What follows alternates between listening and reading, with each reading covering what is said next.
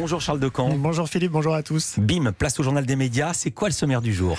Le retour des talks en chiffres, une histoire d'espionnage, les gagnants et les perdants des audiences du mois d'août et une première historique à la télé britannique. Et on commence évidemment par les audiences. Qu'est-ce que les Français ont regardé ce week-end à la télé ? Surprise, France 2 prend la première place avec le lancement de La Garçonne avec Laura Smet. Les 2 premiers épisodes de cette mini-série française ont attiré 4,3 millions de curieux pour 19,6% de part d'audience. TF1 se contente de la 2e place avec la fiction inédite Trop jeune pour moi. En moyenne, 3,7 millions de téléspectateurs étaient au rendez-vous, soit 19,8% du public.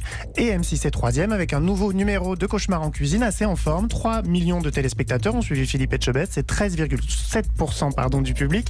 Sur les femmes de moins de 50 ans, M6 est leader et largement à 27%. C'est plus de 7 points d'avance sur TF1. Merci beaucoup. Non, pas merci beaucoup. La suite. Culture Média. J'étais obnubilé par la suite des audiences car c'est votre première info du jour. C'était très attendu. C'est le point sur les audiences des talks hier soir, Charles. Voilà, on en parlait hier matin. Les 3 talks principaux de l'Access étaient tous les 3 de retour ce lundi. Quotidien sur TMC, C'est à vous sur France 5 et Touche pas à mon poste sur C8. Dans le détail, hier soir, de 19h45 à 21h25, C8 a fédéré 684 000 téléspectateurs devant Touche pas à mon poste d'abord et Apprendre ou à laisser ensuite pour 3% de part d'audience.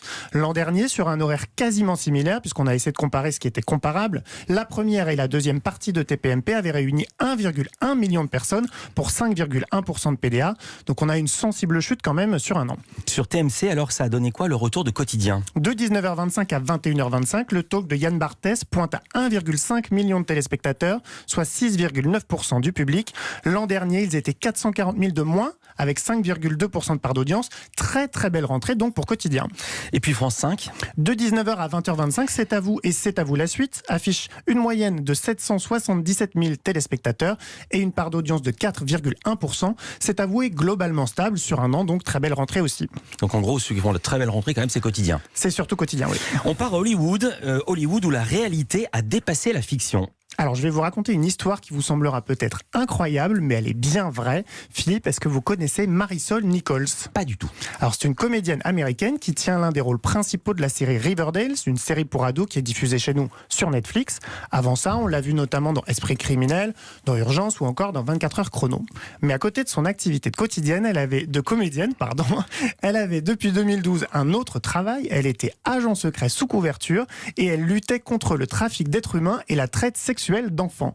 Elle s'est retrouvée face à des proxénètes aux États-Unis mais aussi à l'étranger et elle s'est fait passer pour une mère qui voulait vendre son enfant. En gros, si on résume, elle a mis ses talents de comédienne au profit d'une bonne cause. Voilà, et cette histoire incroyable a inspiré la télé. Donc la réalité rejoint la fiction. Le studio Sony a acheté les droits de son histoire, va travailler sur une adaptation en série.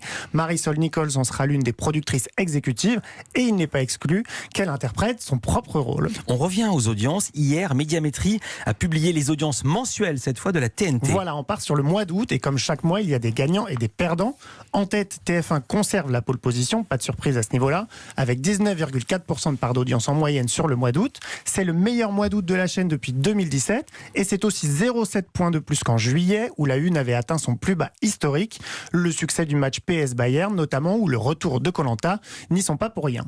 France 2 est globalement stable sur un mois et sur un an à 13,7% de part d'audience, bien aidé par ses après-midi et son Access, tandis que France 3 prend la 3e position à 9,8% de part d'audience. C'est un bon score qui s'explique notamment, on l'a répété plusieurs fois d'ailleurs ces derniers jours, par la très bonne santé de ces fictions françaises en prime, même quand elles sont rediffusées. Mais France 2 qui n'a pas été aidé par l'absence du Tour de France et l'absence des JO. Donc ils s'en sortent pas mal. Du côté des perdants, qui retrouve-t-on ? On retrouve d'abord M6 qui a passé un mauvais été après un juillet catastrophique. La chaîne a repris des couleurs le mois dernier, mais elle signe quand même l'un des pires mois d'août de son histoire à 8,2% de part d'audience seulement. Sur les 30 soirées du mois d'août, il n'y en a que 11 qui ont passé les 10% de part d'audience. Les nouvelles ne sont pas bonnes non plus pour TMC, qui donc doit être assez content de retrouver Quotidien. TMC qui était donc au plus bas depuis 11 ans pour un mois d'août à 2,6%. Et les nouvelles ne sont pas bonnes non plus pour France 4, qui subit le même sort, son pire mois d'août à 1,1% de part d'audience. Pire mois d'août, depuis 11 ans. Et les gagnants ?